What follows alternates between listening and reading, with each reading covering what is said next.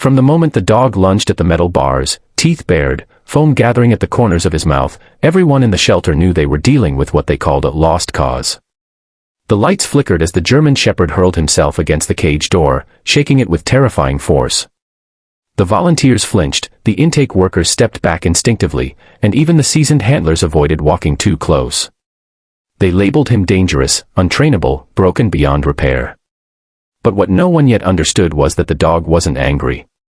He was afraid, desperately, painfully afraid.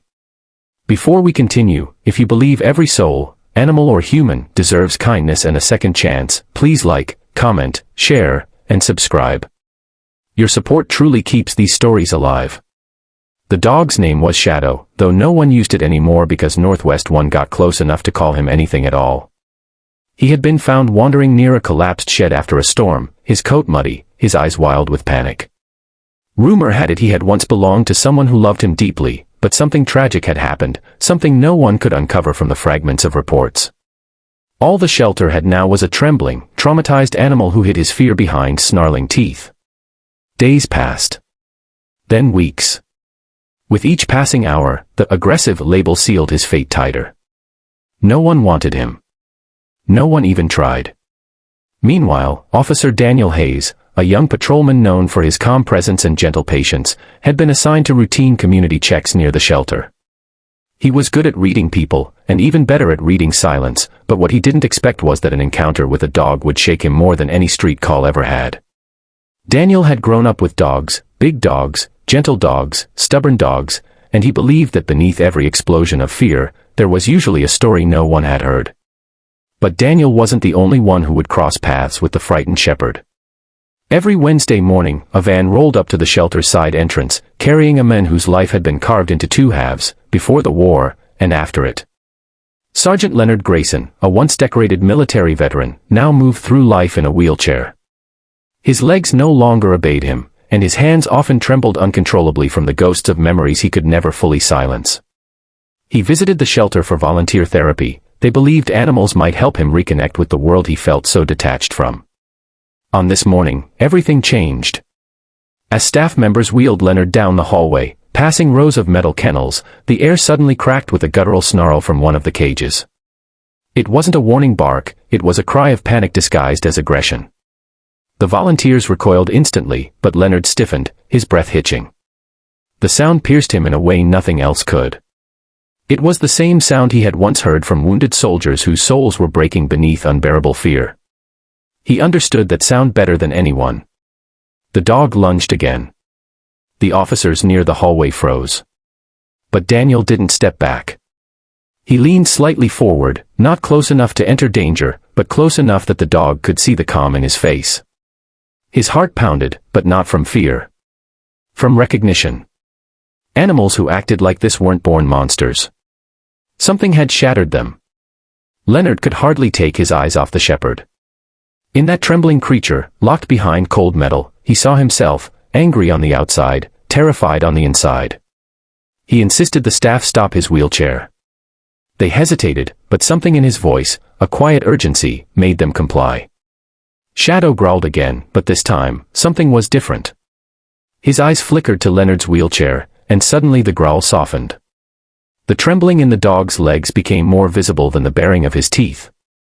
Leonard's voice cracked as he whispered words only he could hear. For the first time, Shadow wasn't staring at strangers. He was staring at someone who understood brokenness. What neither man nor dog expected was what happened next. Shadow lowered his head, just a fraction, just enough to reveal the crack in the armor he had worn since the day he lost everything. Daniel saw it instantly, felt it like a spark. As the days passed, something quietly beautiful began to happen. Daniel started stopping by the kennel more often, speaking softly through the bars. He brought treats, not to reward behavior, but to show a frightened mind that kindness didn't always come with conditions. Leonard visited too. He couldn't reach the floor to sit beside the dog, but he could offer presence, stability, and the strange, healing silence shared by two beings who knew trauma intimately.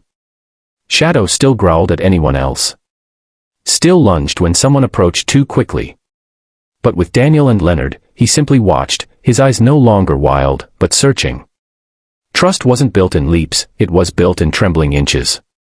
One afternoon, Daniel made the bold decision to open the kennel door, not fully, just enough to slip his hand inside. The staff held their breath, but Daniel felt something they didn't. Shadow wasn't trying to attack. He was waiting to see if anyone in the world would truly show him patience. Slowly, painfully, the German Shepherd edged forward. His breath was shaky. His muscles twitched with old fear. But his nose touched Daniel's hand. And then, like a dam cracking, his body sagged with relief. It was the first gentle touch he had allowed in months. Leonard wiped a tear from his cheek. From that moment on, Shadow changed. Not completely, not instantly, but steadily. He trusted Daniel first, then Leonard, then, very slowly, the outside world. 1 month later, the shelter staff gathered in the hallway for a moment they once believed would never come. Daniel stood beside Leonard, who sat in his wheelchair with trembling anticipation. Shadow strode out from the kennel with cautious confidence, wearing a new collar and a new chapter of his life. Daniel knelt. Leonard reached out. And Shadow placed his head gently across the veteran's lap, closing his eyes as though he had finally found a place where his fear could rest. Near the end of the visit, the shelter director asked the question they had been waiting for: who will take him home? Daniel looked at Leonard. Leonard looked at the dog. And the answer came not from words, but from the quiet, healing bond between them. They chose each other. If this story touched your heart, please don't forget to like, comment, share, and subscribe. Your engagement helps these stories reach more people who still believe in compassion.